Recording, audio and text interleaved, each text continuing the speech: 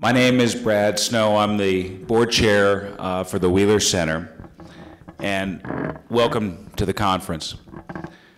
On behalf of the board of directors of the Burton K. Wheeler Center, thank you for being here.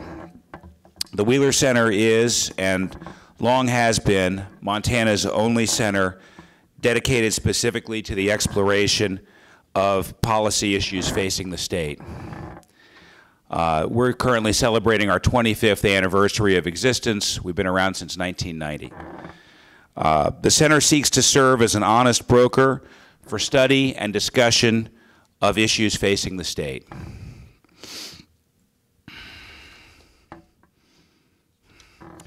We are rigorously nonpartisan in our approach. The center is housed at Montana State University. I'd like to thank all of our 16 board members for their service, and specifically, I'd like the board members who are here today to stand up for a minute, if they could. Thank you all for your service.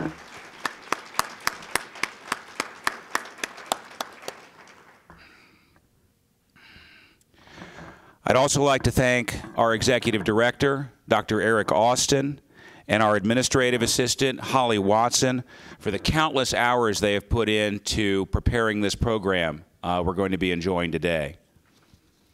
And I'd like to thank our indispensable Wheeler Fellows, who are all MSU students, who greeted you at the door, Chris, Patrick, and Michael. Let's have a round for everybody. And finally, I'd like to thank our sponsors, without whom we would not be able to do this conference, our financial sponsors, the Mary Alice Fortin Foundation of Florida, the Dennis and Phyllis Washington Foundation, Funders for Montana's Children, and the John W. Cole Educational Leadership Forum at Montana State University. Thank you very much for your sponsorship of this conference.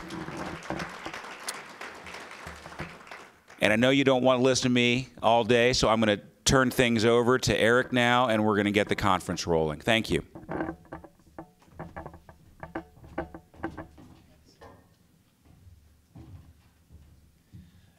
Good morning. How is everybody this morning? It is good to have you here.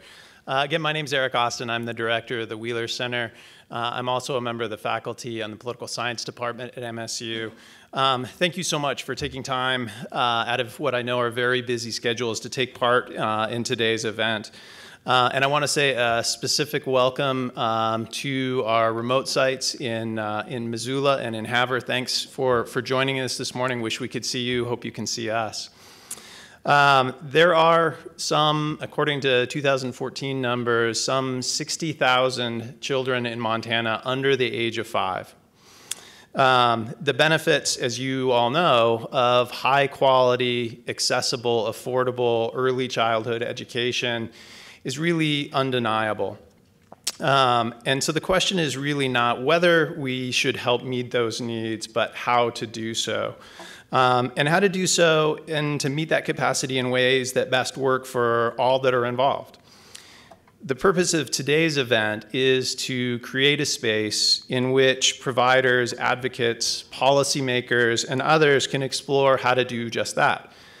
Moreover, we want to do that in a way that brings, and this is something the Wheeler Center really focuses on, and to do that in a way that brings the best information, the best research, best practices, and other kinds of information from the widest range of perspectives to bear on the needs of all Montana children and all Montana stakeholders. As many of you know, the Wheeler Center is the only, well, as Brad just told you, is the only nonpartisan, non-advocacy policy center in the state that's focused on a wide range of issues, policy issues that are of concern to the citizens of the state. Our mission is to provide opportunities for citizens to learn about these and learn about these issues and engage in discussion in a way that they can be better informed and better participants in political and policy and social processes. As we started to plan for this event some probably 18 months ago now,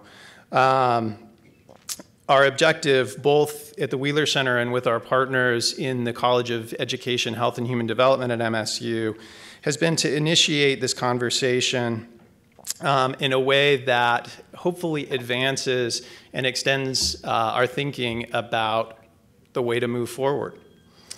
We're really proud to have the opportunity to be a part of that process. Before I hand the mic over, so in my class, when somebody's phone rings, I get to answer it. And if your phone rings or otherwise beeps, you have to bring treats for the rest of the class next time around. So if you want to bring treats after the break, you can do that. Otherwise, you might want to double check your phones. Before I hand the mic over to our first panel and sort of formally kicking off the conversation, I do want to acknowledge again a number of individuals and groups that, without whom we couldn't really be here today. Again, the board of directors at the Wheeler Center, as well as the administration in the College of Education, Health and Human Development, both Dean Allison Harmon, as well as her predecessor, Linda Ransdell, had a series of kind of simultaneous conversations about a year and a half ago, and recognized the importance and the timeliness of this issue and committed the early resources to make sure that we could get this event rolling. Also want to recognize John and Joy Cole, who founded the Educational Leadership Initiative at MSU, who are sitting in the front row today. I'm glad you could join us. Thanks for coming. Were instrumental in both establishing the vision for today's event and the framework for it as well, and provided financial support to get the initiative up and running. As Brad mentioned, the Mary Alice Fortin Foundation of Florida was an early and critical supporter of the event. We also received substantial support from the Dennis and Phyllis Washington Foundation, as well as the Advancing Early Childhood Education Alliance, or now the funders for Montana's Children. And we are enormously grateful for all of that support. I want to particularly thank Mike Halligan, who is here with us today, for being a big supporter of our efforts and for acting, and this is really an understatement, but as a liaison with those organizations. I also want to acknowledge William Ruff from the Department of Education at MSU and Christine Lux from the Department of Health and Human Development, also at MSU, as my co-planners. I am a policy scholar, but I do mostly public lands and natural resources. So I don't know all that much about education policy, let alone early childhood education. Bill and Christine were really critical in helping sort of frame out the landscape and the setting for today's event. And I just can't thank them enough for all the effort and the time that they put into helping this come across. And finally, though definitely not last, I want to thank Holly Watson, who is the staff person at the Wheeler Center. She, and as well as the fellows, Mike, Patrick, and Chris, have put in a ton of hours, have been, how do I want to say this? Have been a source of humor and sort of sanity through some of the craziness that I'm sure many of you know as you get ready for events like this. So thank you to those guys. So the last thing I want to do then is that early in the planning for the event, we contacted the governor and invited him to open the event. That was what we were hoping for. And as many of you saw in our early schedules, the governor had planned to be here. He had a schedule change, and that unfortunately didn't come to fruition. But as you know, the governor has been a really strong advocate for early childhood education and has also been a big supporter of the Wheeler Center over time. And he very graciously recorded a video welcome for all of you today that we want to show at this point. Hi everyone, I'm sorry I couldn't be here in person for your important discussions about expanding and improving early childhood education opportunities in our state. There are amazing things happening in education in Montana, from record high school graduation rates to increases in dual enrollment classes to innovative educational and career training opportunities in our colleges and our universities. But we know that we can do more. Educational success starts before a student enters a classroom. It starts when they enter the world. We know the value of high-quality pre-K. Students who attend are more likely to read a grade level, less likely to repeat a grade or require special education, and less likely to become teenage parents, require public assistance, abuse drugs, or end up in jail. Despite this, Montana remains in the dwindling minority of states that has refused to invest state dollars into pre-K. I'm committed to changing this and improving access to high-quality child care and preschool programs, but I need your help. You have the most essential voices when it comes to defining the need for more quality, affordable options, telling the stories of the children and families you work with, and talking about the impact that these opportunities can make on a child's life. Thank you for being advocates for Montana's youngest learners, and please keep up the good work. So with that call, I'm going to invite our first panelist and first moderator to join me up at the table here, and we will get this conversation going in earnest. Thank you very much.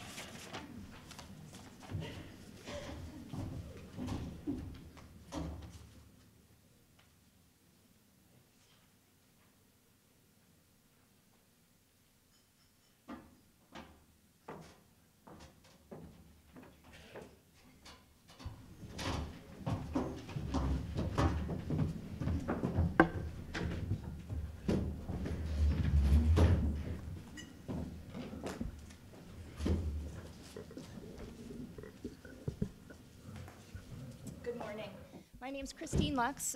Eric mentioned me in his opening remarks. You'll hear more from me later. I have the privilege and honor of helping to facilitate this first panel.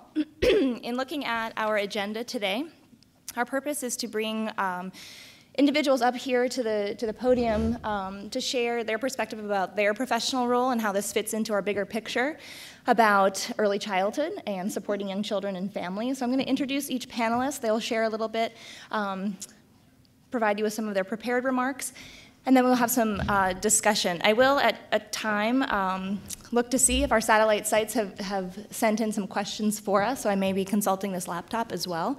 But we really want this to be an engaged discussion. So once the remarks are given and we start to have some questions, as I guide some of those, please feel very welcome to have some of that conversation as well.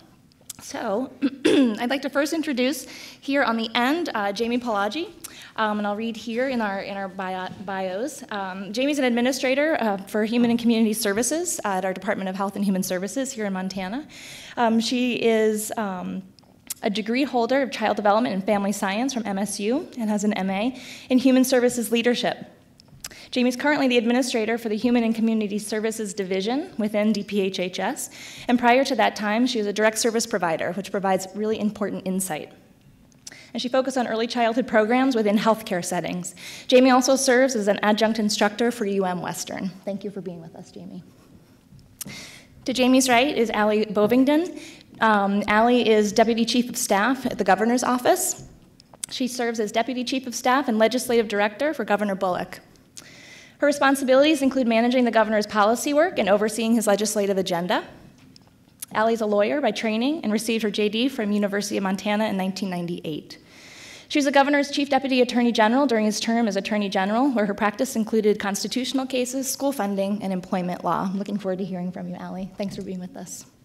And then finally, but not least, Terry Barclay. Terry is instructional coordinator at the Office of Public Instruction.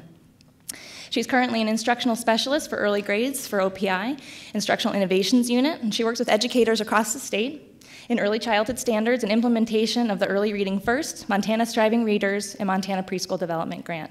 Terry has a master's in education and an endorsement in K-12 special ed. Thank you for joining us, Terry. You can arm wrestle over who would like to go first. I think I drew that straw this morning. Well, good morning, everybody. Thank you so much for having us. As you heard from the governor himself, who apologizes that he wasn't able to be here in person, investing in our youngest learners remains a top priority for the governor.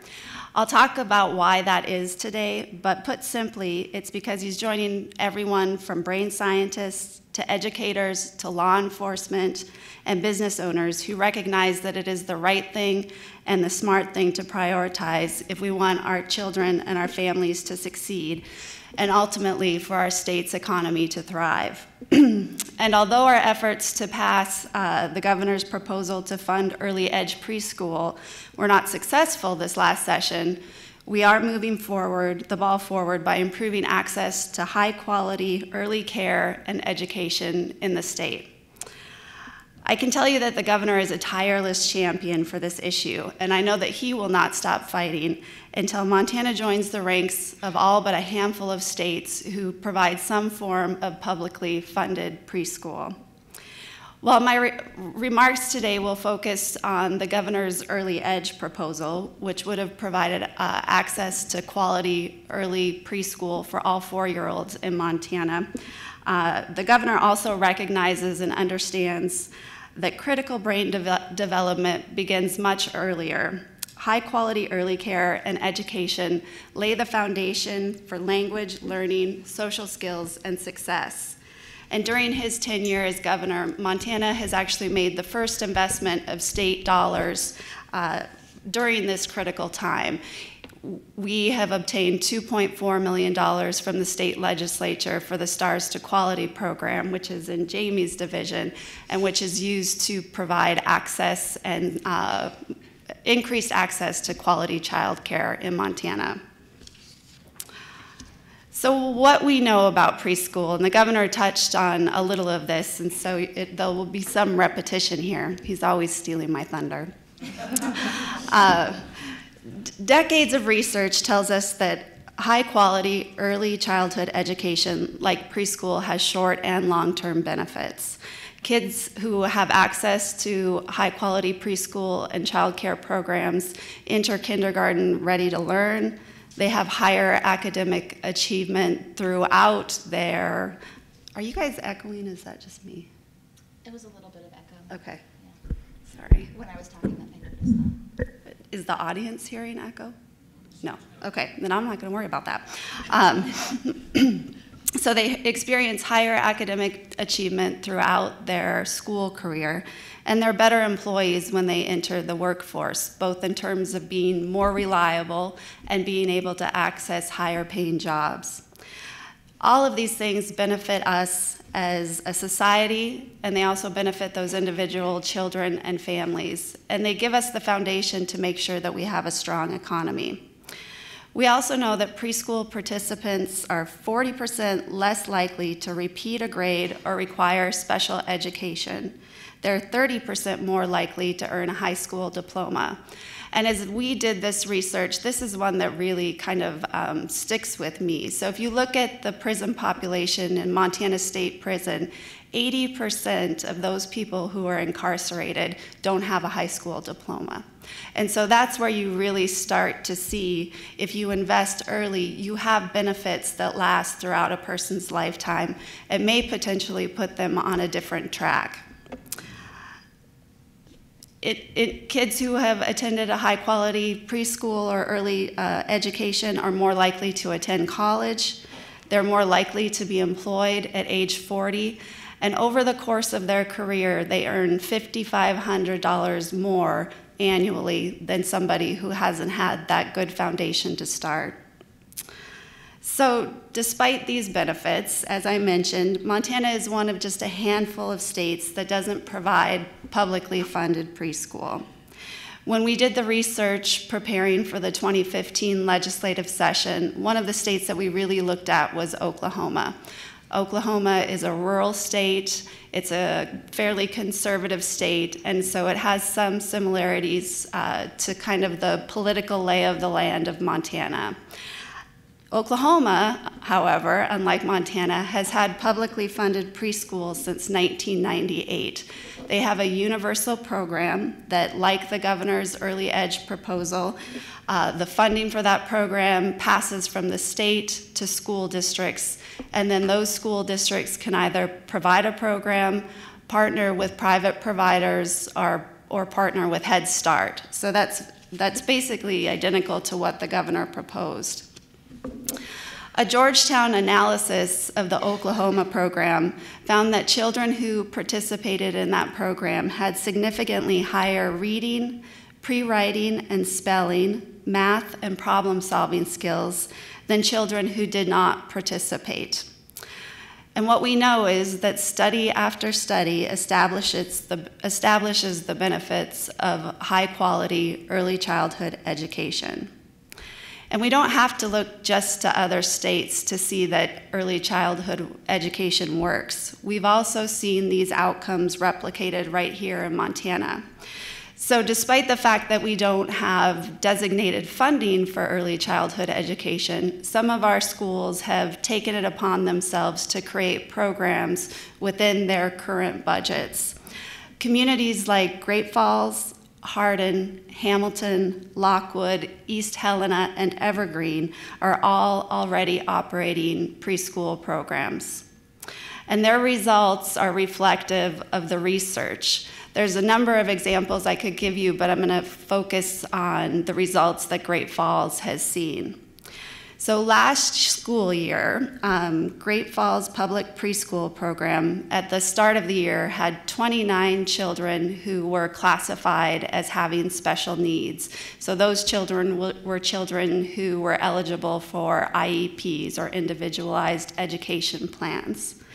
By the end of that year of the preschool program, 12 of those kids, or 33%, had graduated out of the IEP, meaning that those children are not going to need special education as they enter kindergarten and move through elementary school. And so that is a pretty amazing statistic. And Great Falls' program has been operating for just a couple of years.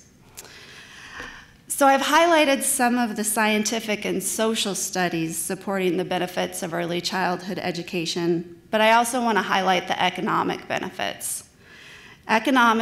Economists, chambers of commerce, business owners all agree investment in early childhood education just makes good financial sense. There are few investments that give the rate of return that the studies have found that early childhood does. For every dollar invested, it's estimated that an economy, a state, gets at least a $7 return.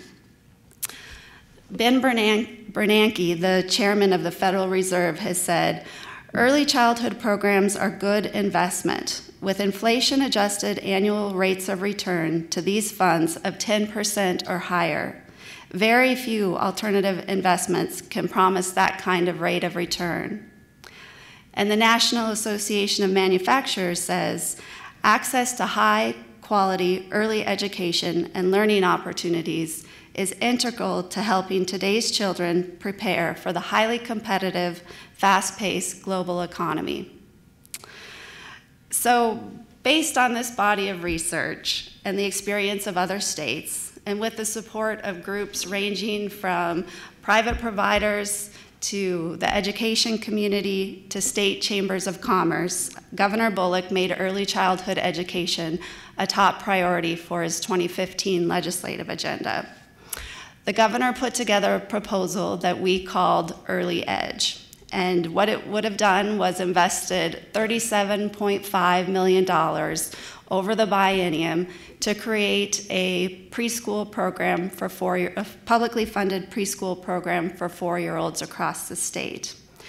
The funding model that we developed, like I mentioned earlier, was very similar to what was done in Oklahoma and what's done in many other states across the country, which is the funding would have flown in block grants to school districts, and then those school districts could decide whether or not to provide a program within the public school system or whether to partner with Head Start or private providers to provide that program. The model was built around providing as much flexibility as we could, and one of the things I think that got lost, or maybe in some cases sort of intentionally miscommunicated, was that it was an entirely voluntary program. So first, a locally elected school board would have to decide if they wanted or thought that this would be a good program to provide in their community. And then if they did decide to establish a program, it would be entirely up to parents as to whether or not they wanted their kids to participate. So it was a completely voluntary program. And again, it really emphasized local control. So across Montana, we have, I'll get the number wrong, but 350 plus school districts. All of those school districts have a locally elected school board. Montana's constitution vests control of our school districts in those local boards, and this program really acknowledged and respected that and said this is up to those local boards to decide whether or not to establish a program in their communities. And then finally, it would allow, as I mentioned earlier, those partnerships. So those local school districts and local school boards would also get to decide what the best delivery model for their communities would be. So that all sounds pretty good. So what happened? So when we look to the experience of other states, and depending on the studies that you read, Montana is one of just 4 or 8 states who don't provide some sort of publicly funded preschool. And those other states across the country are led by both Democratic and Republican governors, and they have predominantly Republican majority legislators in many of those states. And so if we look to the experience of those other states, you should be able to conclude that providing our youngest learners access to high quality early education isn't a partisan issue. It's not an issue that we should necessarily have to disagree or fight about based upon whether we identify ourselves as a Democrat or a Republican. Going into this session, a lot of work had been done to build a coalition of support around the Early Edge program. The governor and staff worked with stakeholders across the state to both develop the rules that would govern that program and to make sure that we had a solid basis of support. So we had the support of parents, of educators, business leaders, law enforcement, Head Start, private providers, and chambers of commerce. And as we've already talked about, the facts are really on our side. It's difficult to argue that investing in early childhood is not a good investment and is not something that is going to have a benefit both at an individual level for a child and a family, but for the state as a whole. And we also had hours of testimony, hours of people coming to Helena to testify in support of this proposal, and very minimal opposition to it. But despite all of that, Early Edge died on party line votes. It didn't make it out of a budget subcommittee. It was blasted on the House floor and died there on a party line vote. So it's unfortunate that this issue, which has been bipartisan in every other state, has turned into a political debate here in Montana, rather than a debate about how we can support Montana children and families and the long-term health of our economy. But as I said at the start, the governor believes that this issue is too important to give up on. And for those of us who are discouraged by the outcome in the 2015 legislative session, I would remind you that it took us 2 sessions to get Medicaid expansion passed, and we successfully announced on Monday that the federal government has approved a waiver, and Montana will now be providing access to health care to up to 70,000 eligible Montanans. And the other example I'd point out is full-day kindergarten, because that took several sessions to get passed as well. And so sometimes I think we just have to continue the education process. And not being successful in one session doesn't mean that you aren't going to get there eventually. And it kind of starts that foundation of providing the education and building the legislative support that you need. So we'll be taking what we learned during this last legislative session and building a proposal and continuing to move forward to make sure that the 2017 legislative session has a different outcome. And there is good news. While we didn't get the Early Edge proposal passed, we are moving the ball forward and expanding access to quality early childhood education in Montana. Montana secured a federal preschool development grant, and that $10 million a year grant will expand or establish quality preschool in 21 communities over the next 4 years. Our other two esteemed panels are going to talk about that in more detail, but I just wanted to highlight it as, even though we didn't get part of this done, we are still making progress. And I think as those communities, as those 21 communities have a program and experience the outcomes like what we talked about in Great Falls, that will help build the support that we need to move forward. So I'll just conclude by saying thank you all so much for taking a day to focus on this important issue. Getting this done in Montana is really going to require grassroots support and education at a local level as to why it's important. And so I hope that all of you will be soldiers in that battle as we move forward and get this done for Montana. Thank you very much.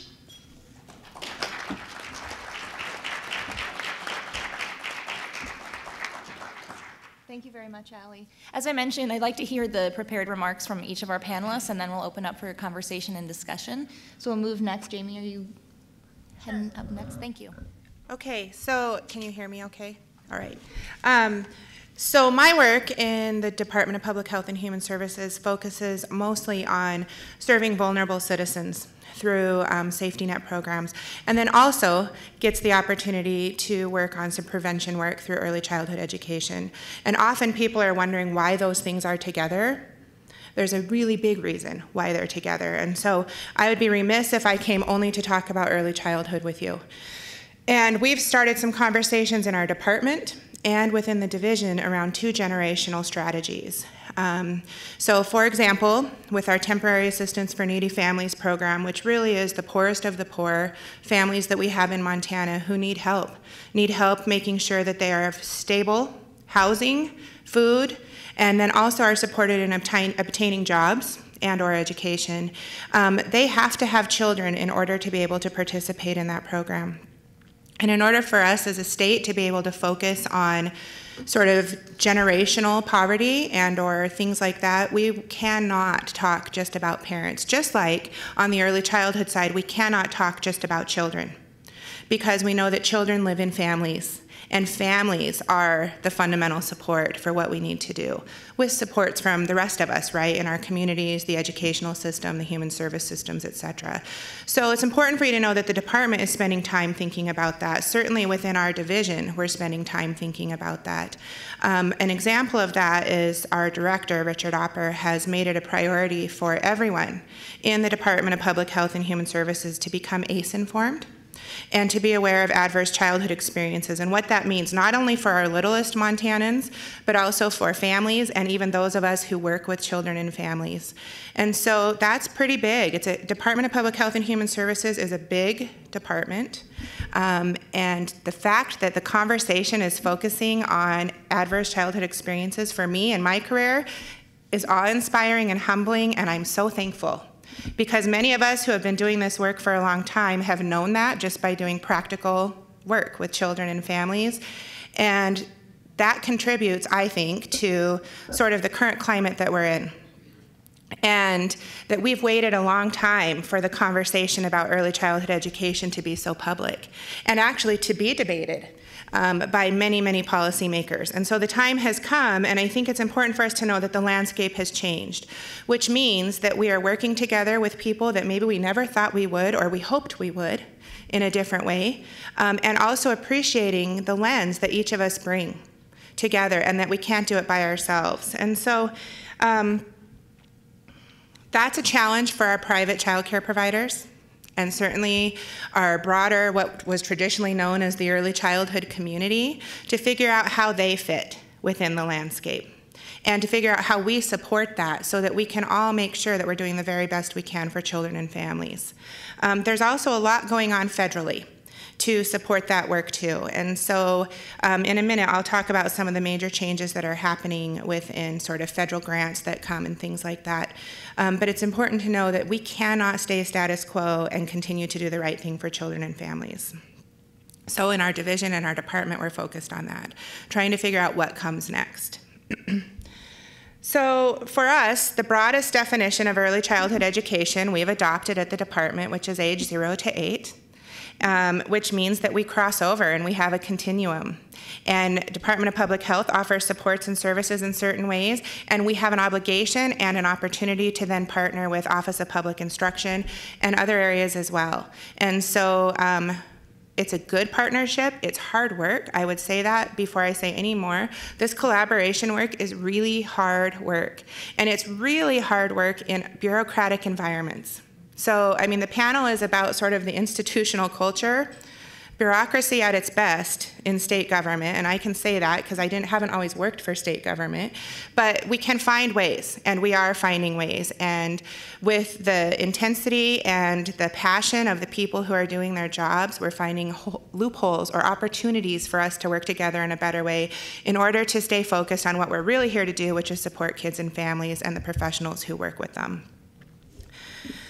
From an early childhood systems perspective, just speaking about my division alone, the Early Childhood Services Bureau has had to grow and also has had to become very nimble and becomes a landing ground for many, many different federal grants, which sometimes people say, well, I don't know why that went there.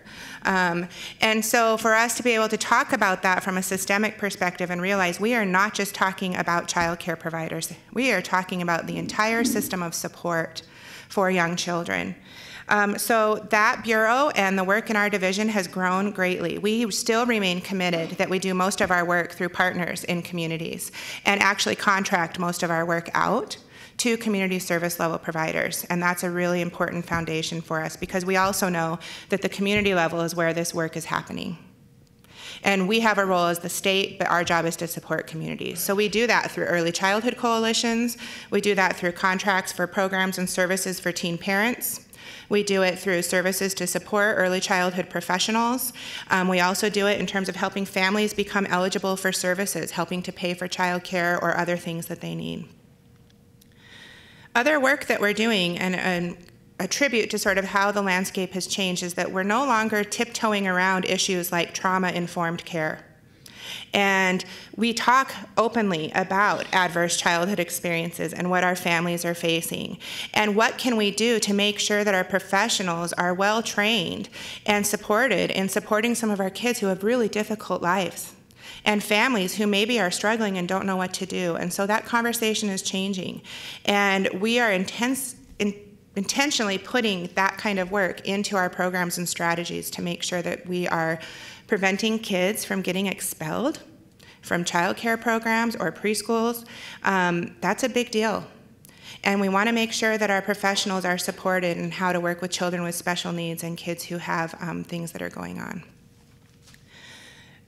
To do that, we're making sure everyone is informed about ACEs.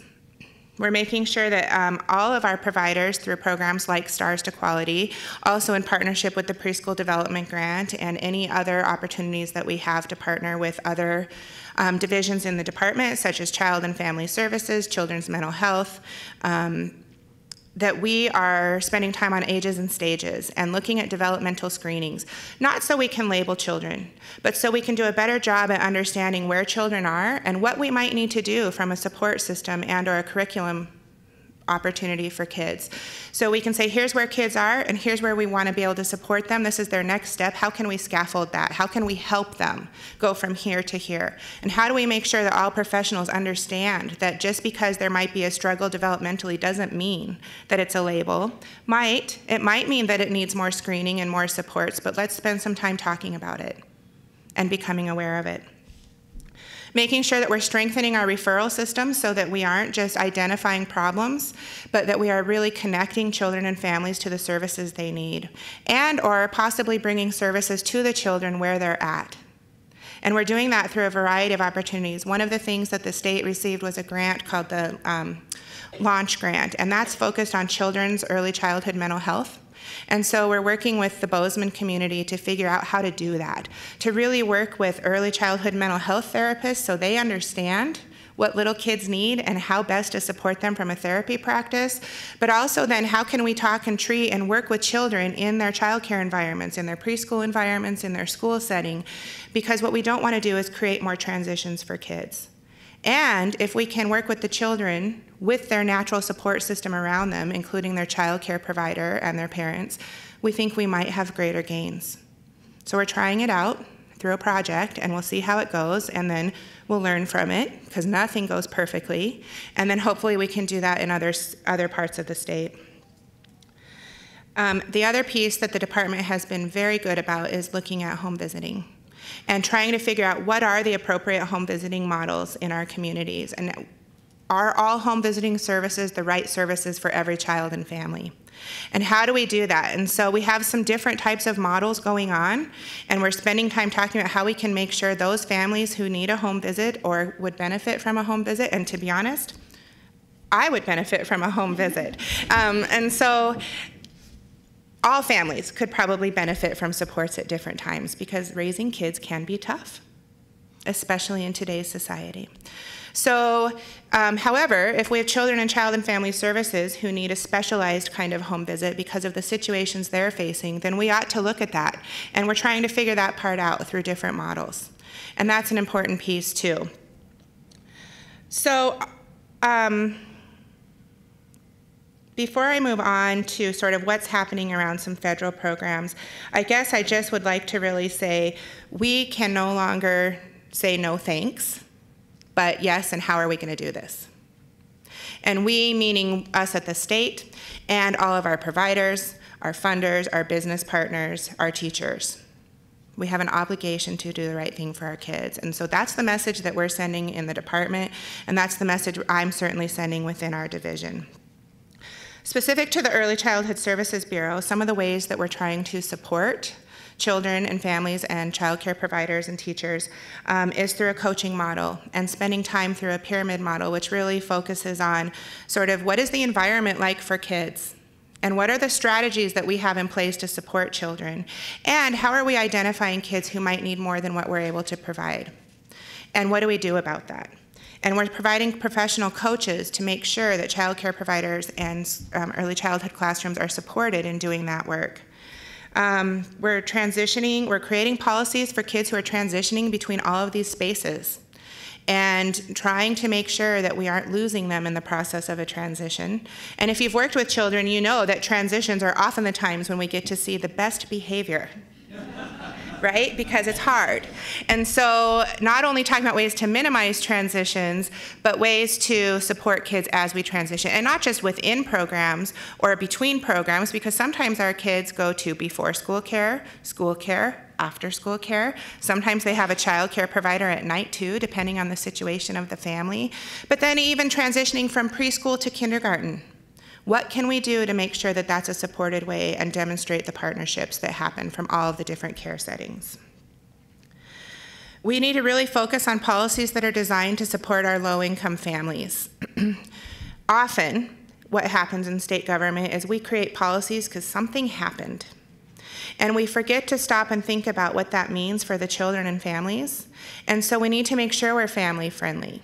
So, for example, if a family is receiving child care assistance because they qualify financially to do so and they're working and they need help to pay for their children to be somewhere safe and have a positive educational experience, if they lose their job, we should not just automatically stop supporting them, because that doesn't then help the child in terms of continuity of care. So we're working on those pieces. We're trying to figure out ways to make eligibility last longer so that our busy families don't have to come in and fill out paperwork. With the same time, we have to balance to make sure that those people who are eligible for services remain eligible for services. We also want to make sure that we're supporting education, and I think it speaks to what the governor said in his opening remarks, and certainly what Ali said. We know that people make more money when they have an education in general terms. And so why would we negatively reinforce for our families, don't go get an education? So we have to figure that out, how to support them in doing that, because that's work too. We need to spend some time on infants and toddlers because brain development, there are many stages in brain development. Obviously, when you look at the science, that we can have some really major impact at different stages. But we also know that the brain's capacity for influence between birth and age 3 is probably the most critical period for us. And so we need to make sure we're doing that, which then says from the business side, from a child care provider business side, it's expensive to take care of infants and toddlers, and we need to figure out how to do that. And as the landscape is changing and more options become open for high-quality preschool, we now have an opportunity to spend even more time thinking about infants and toddlers in the private provider world. We also know that we have many children who are potentially categorized in the broadest sense of homelessness. And we don't often talk about that either. And maybe not on the streets, but maybe couch surfing and staying with many families. And as we just talked about transitions, those are also really scary transitions and creates an unstable environment for kids. And so we need to do a better job at thinking about that from a policy perspective too. So federally, the federal government has also taken a look at this and has made some major changes in the way that they expect work to continue. And so through the Child Care Development Fund, which is the federal block grant that comes to states to really focus on early childhood education, child care support, et cetera, it has been reauthorized with a whole bunch of different rules. All things that those of us who are true child development advocates and specialists are really happy about, because it's moving the needle in terms of quality experiences. Because what we do know is that bad quality for kids has bad outcomes. And we have an obligation to help kids get in high quality places. And the federal government said that too, and they've put a whole bunch of requirements in related to things like more routine visits from child care licensing, conversations around professional development, making sure that families are aware of their options and helping them choose the best options possible, and a real emphasis on high quality education. So, with the federal expectations, with the money that we received from the executive budget and the 2015 legislation for Best Beginning Stars to Quality, we're able to improve or increase the number of people, number of child care programs that can benefit from the Stars to Quality program. That program is voluntary. It has a whole host of requirements at various stages, so it's no different than a restaurant program or a hotel program from a 1-star to a 5-star, and it supports child care providers and early childhood classroom teachers in deciding what level they want to be at. And as far as we're concerned, any time that we're making strides in improving quality, that's good news and should be celebrated. And it's hard to do. In an environment where often turnover is high, stress can be high, and often not enough financial supports to really offer high quality education. The challenges are many, and that's why we have to build in some supports and some infrastructure pieces for that to advance stages within quality. And eventually, hopefully everybody can participate in that program. And so the program has some financial supports. They are targeted in a way that says, you should spend your money, you should think about it based on a quality improvement plan. And you should think about it in terms of how are you going to invest in your staff if, for example, turnover is the highest issue in your program.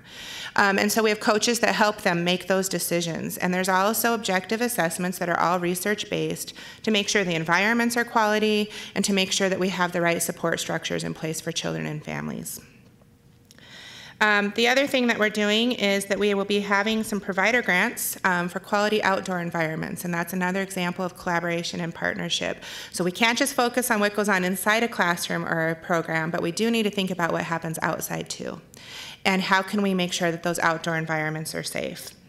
We also want to partner with national organizations like the National Association for Education of Young Children and continue to enhance our programs who are interested in becoming nationally accredited, and to support that work.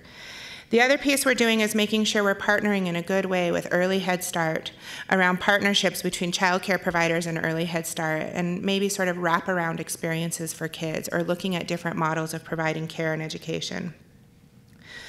So there's a lot going on. requiring us to be nimble often means that sometimes it takes a little bit to get programs started. And that's definitely the case with the Preschool Development Grant. It's definitely the case with some of the other grants that come in. But when we get there, we want to do it in a good way. And so we're working together, and I'll be happy to pass the baton to Terry Barkley from OPI. But the work that we're doing together and identifying the strengths of each of our agencies to really then support communities and children is historical, and it's the right thing to do.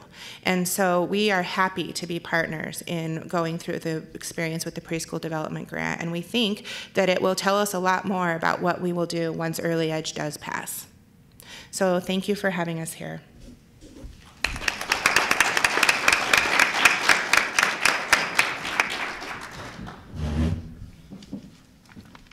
Thank you, Jamie. Yes, thank you, Jamie. Can you hear me? I don't know if I'm really close enough.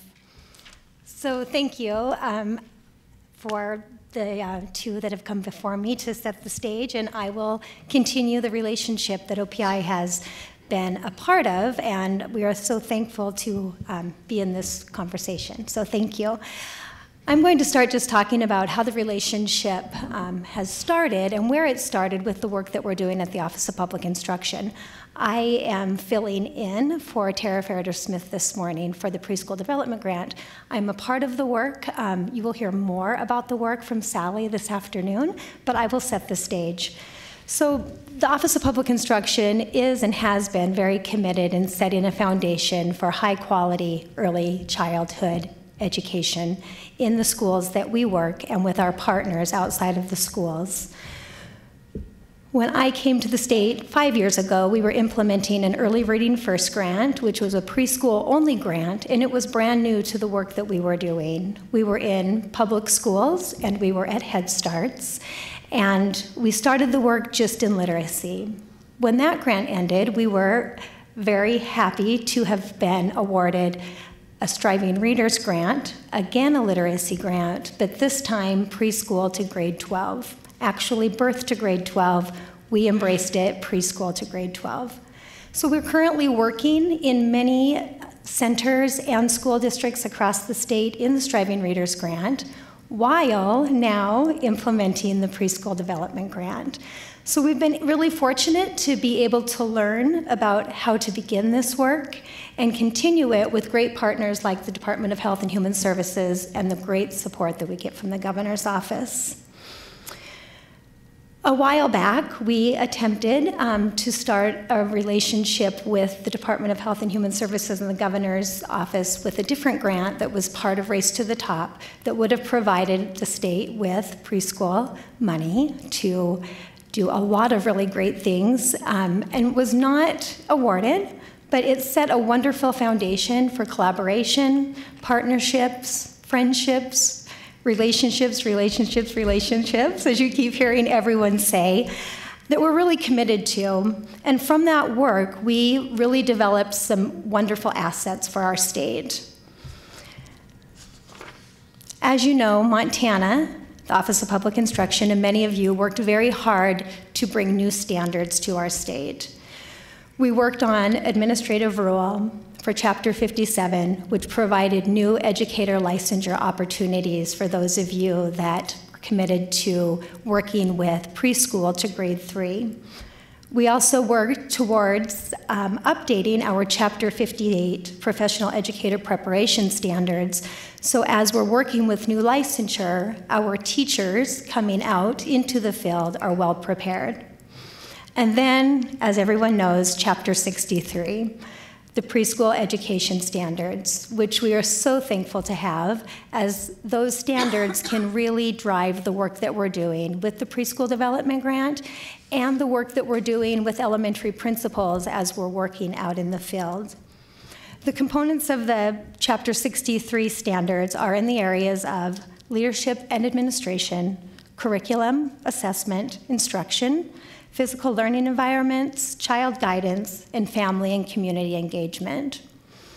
Although we work in all of those areas in the K-12 system to some level, it's new, it looks different, and it's very comprehensive and all-inclusive of the whole child, which we're excited about. When we began the work in Early Reading First, when we did the work with Early Reading First, many of you that were part of that work are in the audience today. We learned so much and made great gains for our state. But in the Early Reading First grant, much like the Striving Readers grant, they were very literacy-based. We did not focus on the whole child, and we did not focus on the 5 really critical areas of school readiness. By writing a Montana Preschool Development Grant with the Department of Health and Human Services and the Governor's Office, we were able to bring a broader picture to the programs that we work with. So we were awarded, the state, all of you, we were awarded $10 million a year for up to 4 years to implement the Montana Preschool Development Grant. We are currently doing that. I am a very small part of that work.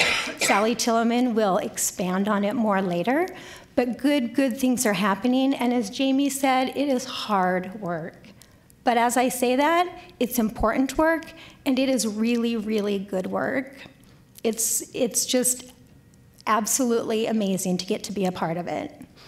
So the purpose of the Montana Preschool Development Grant is really, in a nutshell, to develop and expand high-quality preschool. We are working with just 4-year-olds, although we always keep our lens and our spectrum very broad in that we know it really starts at birth, as Governor Bullock said. And you will continue to hear that throughout the day. Through this, we will be able to work with approximately 6,000 4-year-olds if we continue to secure this funding for the 4 years. As we know, it's a year-to-year thing. We know that we will be implementing again next year. We have the funding for that, and we are going forward as though we will have this money and these programs for as long as we absolutely can.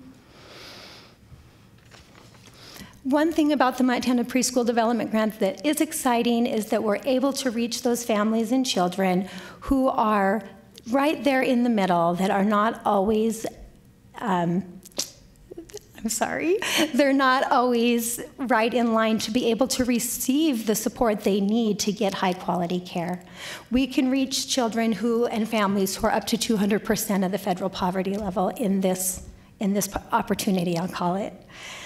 So with this preschool development grant, we are currently working with cohort 1, and those cohorts are split up in 3 cohorts, where the first are centers that we have experience with because they've been working with the Montana Striving Readers Grant for the last 5 years. As I said prior, we have focused solely on literacy when it comes to preschool at the Office of Public Instruction.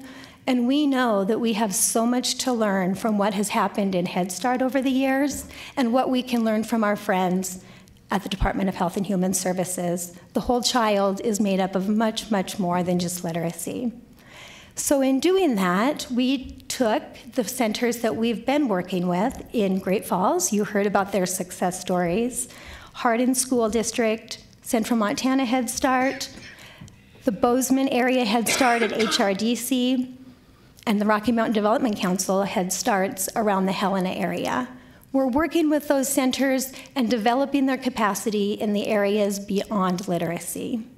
Again, you'll hear more about the model later today, but they're really who we're starting with because they have a good foundation in place. Those centers will then act as mentors to new centers that come on. We are also currently working with the Blackfeet Early Childhood Center Head Start in Browning, the Anaconda School District, where preschool is something brand new to them, the Anaconda Deer Lodge Center Head Start, the Crow Hardin Head Start, the Kootenai Valley Head Start in Libby and Troy, and that's who we're working with right now. It's a learning year for that second group that I spoke of. As we move into cohort 3, we will work with Kalispell School District and Head Starts, the Butte Area Head Start and School District, Lame Deer Head Start, Rocky Boy. I need new glasses, I think. I'm noticing. If you can't laugh at yourself, right? I'll move my paper closer. This Salish and Kootenai, oh my goodness. SKCT, let's put it that way, Child Center in Ronan and Pablo, and the Fort Belknap Indian Reservation. And we are so proud to be working in those areas. I'm going to move on. One thing that I think is exciting about the avenue and the direction that the Office of Public Instruction has gone in when it comes to early childhood is we know that Head Starts do really, really good work. They've been doing really good work for a long time. They have strong standards, and they're wonderful. So in doing that, we really incorporated Head Starts into our grant applications that we wrote to the federal government because we know that we can sustain what's going. We don't, if and when the preschool development grant goes away, if we are not able to secure it at the federal level, we know that Head Starts have capacity and they're going to continue good work. So we continue to partner with them, and we're really proud of the relationship that we are forming and continue to work on. Another exciting thing about the preschool development grant is that in writing the grant, we really looked at what are we doing to build our workforce outside of the school districts, and how can we, again, learn from what is going well outside of the K-12 system and learn from what happens in career ladders and how individuals move through the system to become high quality. So we partnered with the DPHHS and the OPI, worked very closely with the Early Childhood Project in providing a way to offer financial assistance to teachers in the communities that we're working to further their education. So $500,000 per year was set aside. We got very excellent feedback from the federal government on the model, on the idea to put it into our grant. It was not something that we had to do, but we felt strongly. So we currently have 54 students who are enrolled in higher ed programs working towards leadership or a P3 license. And we are currently in the window of the application process for spring semester. So spread the word. I know you will hear more about that today, but we are very excited about what this can mean for children and families in Montana. So what are we going to do to move forward? We know that through the Preschool Development Grant, much like the Early Reading First Grant and the Striving Readers Grant, that we are going to learn a lot through this process. We already are learning a lot. We are continually meeting with the instructional consultants, the regional specialists, the state implementation team around the Preschool Development Grant to continually look at ourselves. A good self-reflection is important in knowing if you're doing a good job. So we continually come together so that we can learn as much as we can. We will continue to be strong partners in the whole idea of Early Edge and Governor Bullock's initiative. It is important. Everything you've heard prior to me today, it's all very important, and we are committed to moving that forward. We may all work in different offices, in different buildings, for different agencies, but we all work for one state and for one united group of families and children, and we're committed to that. So we will continue to work towards universal preschool. That would be exciting. And finally, what I would just say is that in the world of K-12, we look towards the reauthorization of the Elementary and Secondary Education Act. You may or may not know a lot about that, but that's been in the works for a while, and we hope that in the next couple of years, something will come of it. In the preliminary draft of things that are sent to us, there is something called the LEARN Act, and that is Literacy Education for All, Results for a Nation. And if that comes through, it would be a competitive process that Montana would have to decide whether or not we would pursue, but it could potentially bring more opportunities like the Preschool Development Grant and the Montana Striving Readers Project to schools, Head Start centers, providers in Montana. So we're hopeful for that. My part of this is a little more concise and brief than my friends to my left, but you will hear from Deputy Superintendent Parman later, who can certainly talk about the vision of OPI. Thank you. Thank you, Terry.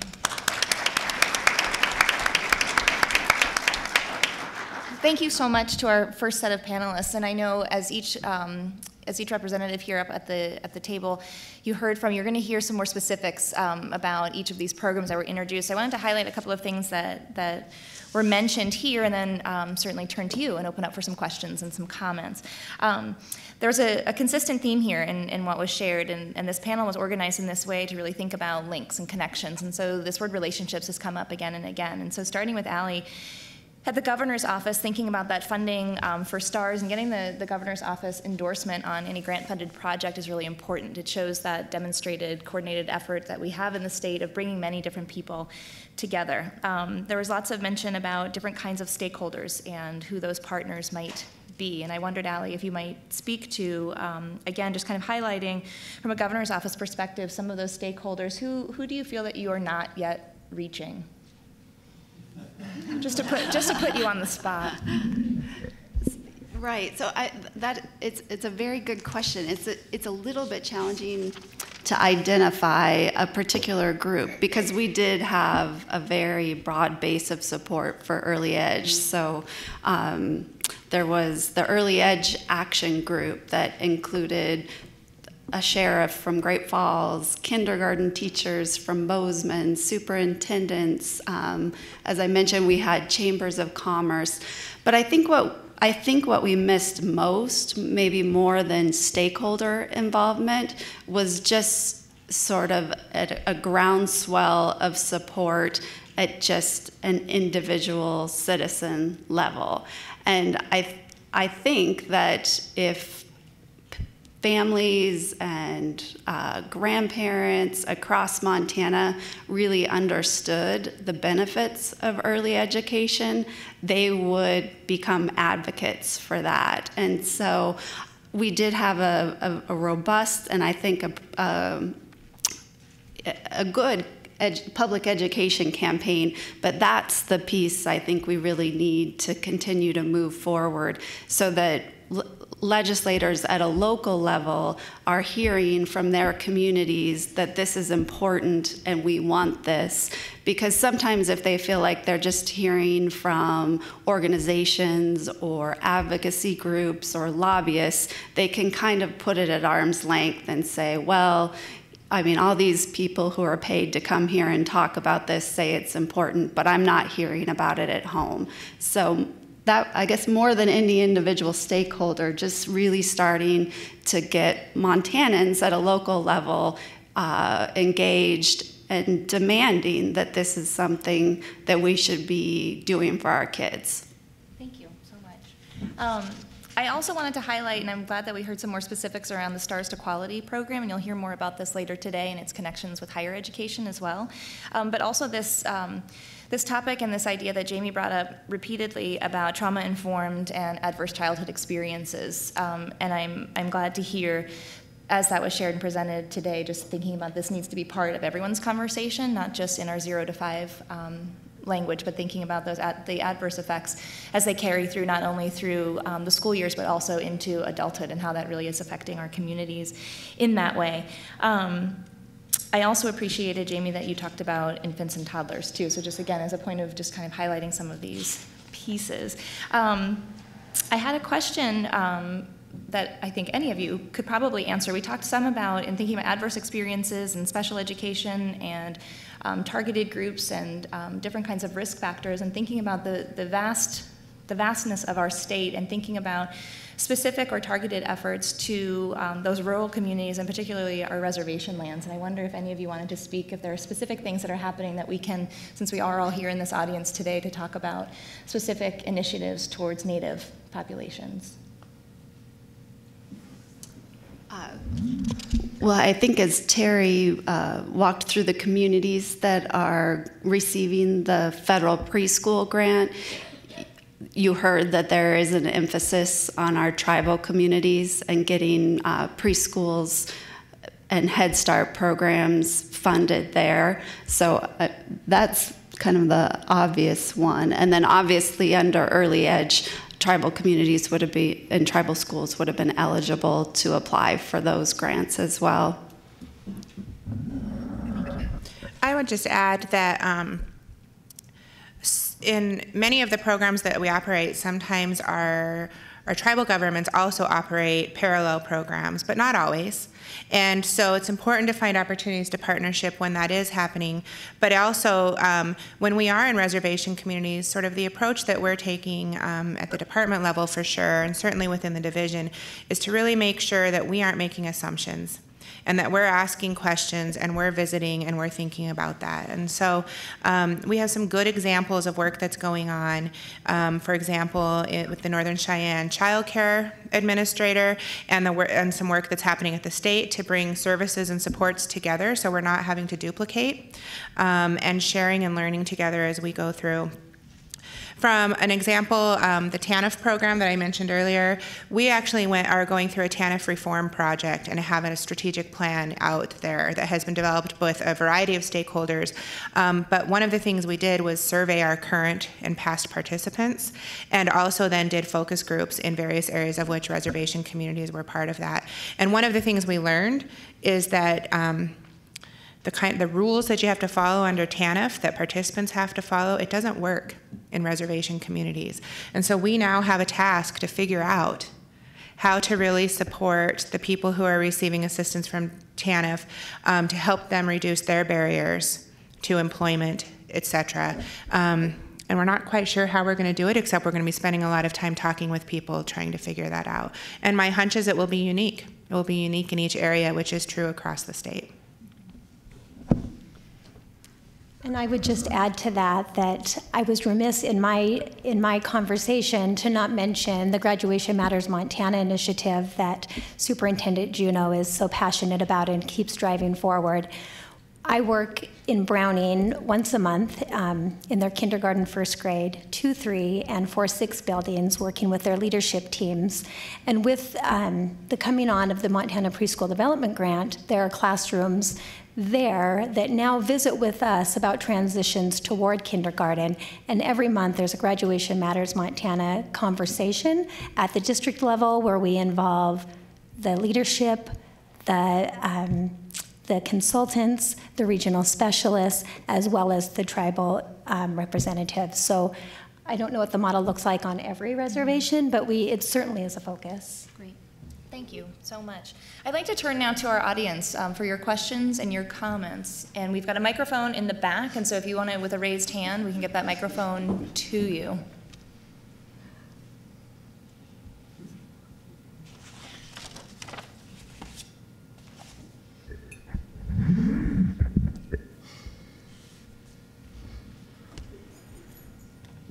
Thank you. Can you hear me? Can you hear me through the microphone? That's probably more important. Is it on? Good. My name is Chuck Tooley, and I serve on the board of the Wheeler Institute. And this front page article was in the Billings Gazette on October 20th. And it tells the story of 50 Montana legislators who signed a letter to our Montana delegation in Washington, D.C., asking them to refuse the $40 million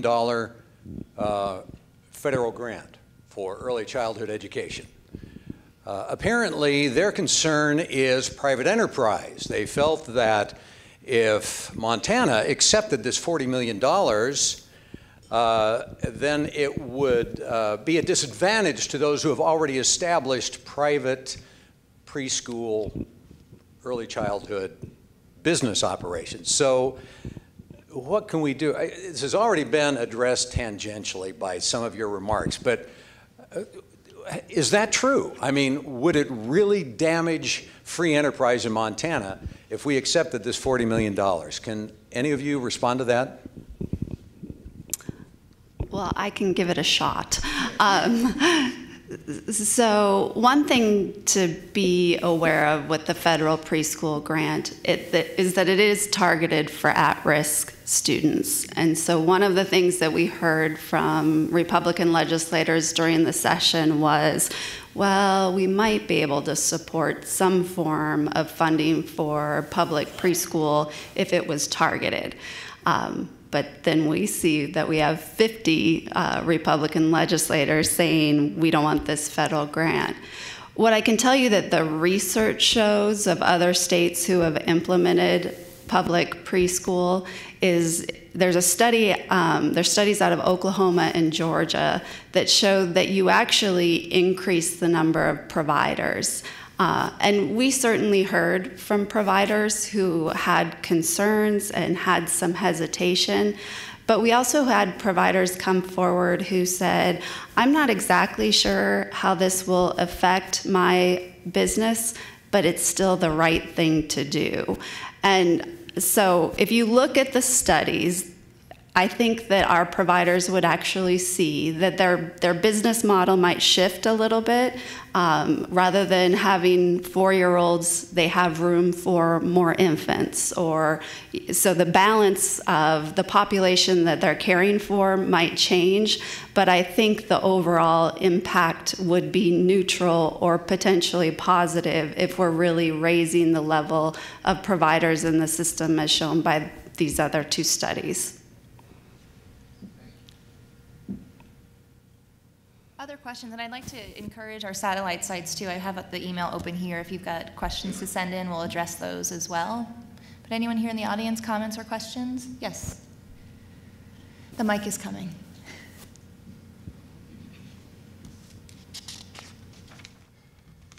I'm Carla Seaman. I'm the Executive Director of Opportunities Incorporated in Great Falls. We have a Head Start program, early Head Start program, and a Child Care Partnership program with child care providers. We serve a total of 544 children. So a few comments I have, and I thought, I tried to keep quiet, but those people that know me know it's not happening. I'm very passionate about early childhood education. I was formerly a Head Start director and also worked for the TA network for Region 8 for Head Start. So you hit a passion here for families. Couple items, I heard a question on, why didn't this pass? What are we doing? I also want to talk about assumptions with families. Because I heard someone say that families don't understand the importance of early education and they're not hearing about it in the homes. Our #1 supporter is our families, and families are the primary educator of the children. So my encouragement is as you move forward, you could look at all the stakeholders, including the families, and open up the discussion about what's important to the family for their child, because it is their child. And with that, I want to say I'm in full support of preschool and early childhood education for all children in Montana. But equally, you also have another federal program in the state of Montana, which is Head Start. And I believe that we have some outcomes as well. And the discussion should be, how do we bring it all together? One perfect example, and this is my personal opinion, so it's not research-based from Carla Seaman, I guess, is this. Head Start, early Head Start partnered with the child care, with the block grants and the child care services to say, how can we combine our resources and not supplant funding? So that is a perfect example where we're going in now. We have 80 children in early Head Start in Great Falls across at least 9 child care providers. We're going into those centers with our services, combining the expertise of both. So we're not saying we're the experts and the early childhood providers can come alongside. Those are the private child care owners. So I think that might be a good starting point, is to get the stakeholders. Let's not supplant funding. Let's all use our expertise together. And as far as the question on, what would it do with a private child care preschool, if some of this money was for public or went through block grants, to maybe include them in where the child possibly could receive the services at the location they're already at. And that would decrease the transitions that you were talking about. So I just want to say those pieces, I'm looking forward to the state of Montana coming together as a whole and hearing from all the stakeholders to moving forward with what does the research say, what does best practice say, also taking in consideration the outcomes that have already been established and combining them. So when you're giving the outcomes for Great Falls, including all the children that received preschool services in Great Falls. And in our Great Falls, we have 331 that have received preschool services. So that's all I have. Thank you. Christine. Yes. I would just speak to the 2 points that were made, and I think in my opening comments when I talked about us being nimble, this is exactly what I'm talking about. And so for those of you that are in the business industry, you know that you have to stay marketable and keep the edge up, right, for success. And so our childcare businesses have not traditionally thought like that. That's not generally why people get into the childcare business. And so there's an opportunity to partner and to share and have those kinds of conversations that say, how do you continue to change the scope of your business and look at your business model and still be part of the conversation? And I think the beauty of some of the work that's already been laid out for us, although didn't pass, is that it allows for local decision making and for communities to really figure that out. At the same time, we have to do, as an industry, have to make sure that no matter where those services are provided, that we're offering high quality experiences. And whether that's in a public school, whether it's in a child care program, whether it's in a partnership, going to where kids are at is the right thing, but it really becomes about choice. So parents do need to be educated on all of the options, but they ought to be able to expect they get the same level of service no matter where they are.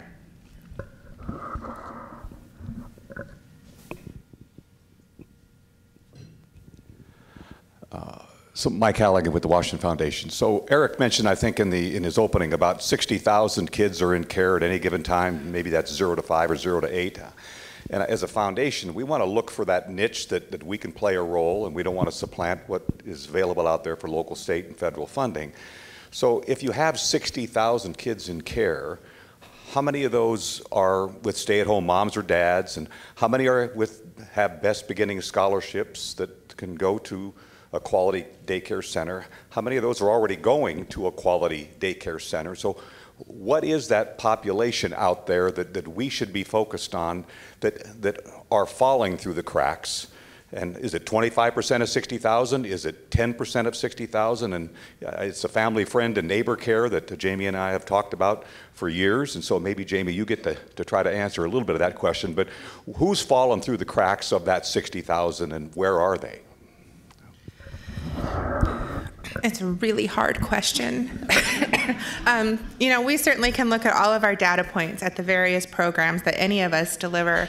And I don't know that there's one succinct answer. I think some of the work that we're doing, especially when it's focused on families, we might learn some more about that. We're trying to ask some questions, and I think that's part of some of the work that's going on with the preschool grant as well, is sort of like, where do these children come from? Not because we want to make judgment about that, just because we want to know. We want to know where the children are so that we can figure out what supports we need to provide. So whether it's through a home visiting door or a WIC office or a TANF service, etc., we could ask more questions and we could find that answer out. I think it's starting. I think we try to, and we're really being intentional about that, but I'm not sure that it's happening systemically. So, all of the children under the age of 5, we can take that universe and we could probably say, okay, so I know this many are served in child care scholarships, and of those, this many choose a family, friend, and neighbor provider. We could eventually do some data mapping across other services, but those things are often difficult to do. They just take some intentionality and a lot of memorandums of understanding because of data sharing and stuff like that. That's government junk. But we have to do it to protect people. So we could try to get to the answer that way. Or we can, I think probably what we're doing a better job at is trying to figure out how can we make sure that service providers are talking to each other at the community level and trying really hard not to duplicate energies and to be able to share experiences about children and families.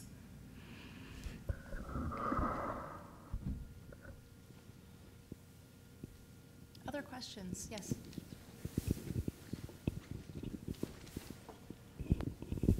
Good morning. I'm Donna Houston. I'm the Executive Director of the Center for Children and Families here in Billings. And these are really great topics. I think one that we've been passing around at the center is the idea of incentivizing preschool in our existing network of providers. Because the beauty of that approach would be when we're teaching our community providers the ideas of mental health, ACEs, social emotional development, the things that are really going to develop their brains to be good future learners and employees, those can be embedded in all providers, which means that all children at their center are going to receive some of that intervention. So you're really not just targeting only 4-year-olds, you're actually getting that entire concept across landscape of childcare. The other question is, would we be still missing some of the population if they were in school districts? The families we work with face transportation, substance abuse, inability to get kids where they need to be on time. Would we still be facing those things if it was in a school district and not in what is community-based care? And then is there a way, and everyone's gonna go, oh my gosh, but is there a way to tie the incentive to bring these services up to this par with the Best Beginnings Scholarship? So I can speak to that from the Best Beginning Stars to Quality program. So when people are participating in the Stars to Quality program, not only are there incentives for quality improvement, but there are actual incremental funding shifts at the higher star levels. So there's a base rate for child care scholarships, and then if you're in a STARS program, once you achieve a higher level, you can get a % bump on that base rate.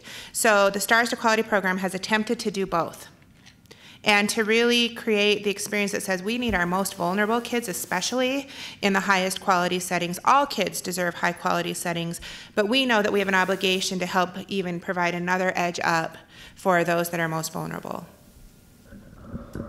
Yeah, and I would just, in the question about transportation and those issues, one thing I just want to re-emphasize is that the proposal that the governor brought forward would have allowed partnerships with Head Start and partnerships with private providers. So it wasn't exclusively through the public school system. Again, that would be a decision made by locally elected school boards.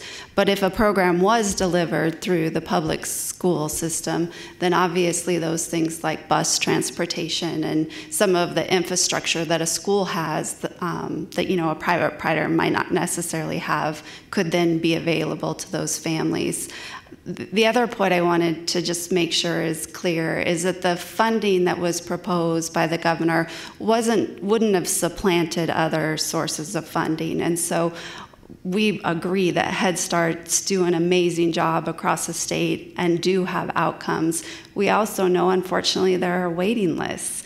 And so if you had children, if the program was through the public school system and you had some 4-year-olds move over, then maybe you can serve more kids on your waiting list. I think it's all, it would all be a balance as to how it would work, and local communities would be having to figure that out. But the end result would definitely be that we'd have more 4-year-olds who were in quality care and education situations.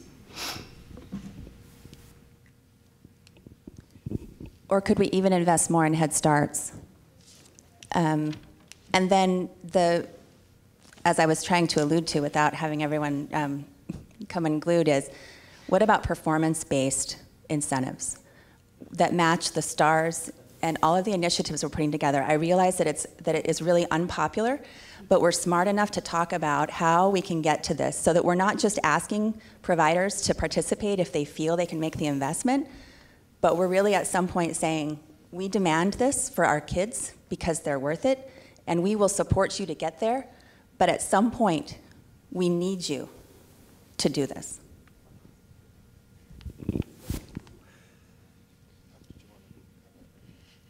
I'll just, my name is Kristen, and I work with our local Best Beginnings Council. So of course, we've been talking about these issues forever, and 100% supportive of early education and wanting it to work. And the conversation around our Best Beginnings table, we've got the school district there and the child care providers is, that devil in the details.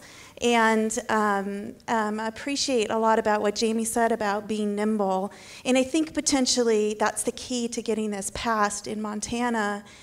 And part of, and I all for our, well, we also coordinate Graduation Matters. We want our school district to be 100% successful.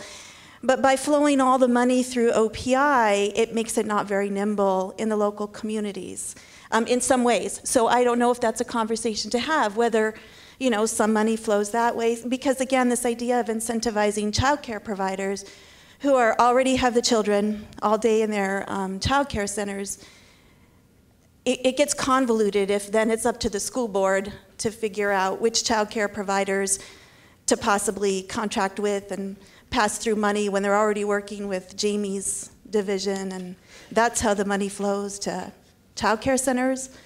So, I just think that would be a good piece of conversation for us to engage in, to see how we can get this passed.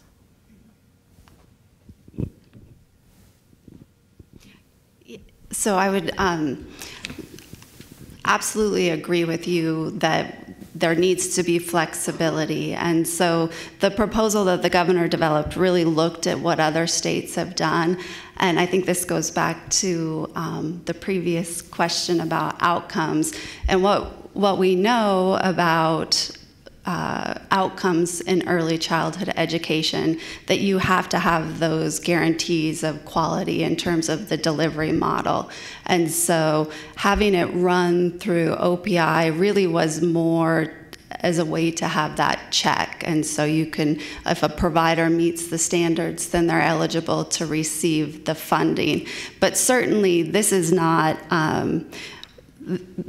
this publicly funded preschool would be one part of it. And as we've all talked about, this isn't just about 4-year-olds. If we wait until kids are 4, we've probably waited too long. And so through Jamie's programs, there is that additional and important emphasis on how do we incentivize private providers to accept kids, and providing that additional support to families so they can be able to afford it.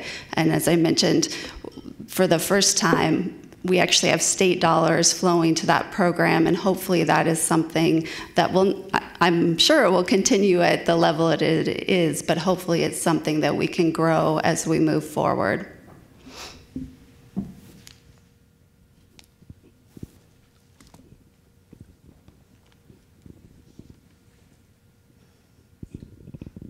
Again, I already introduced myself, but I just have one more comment that I feel it's important to make.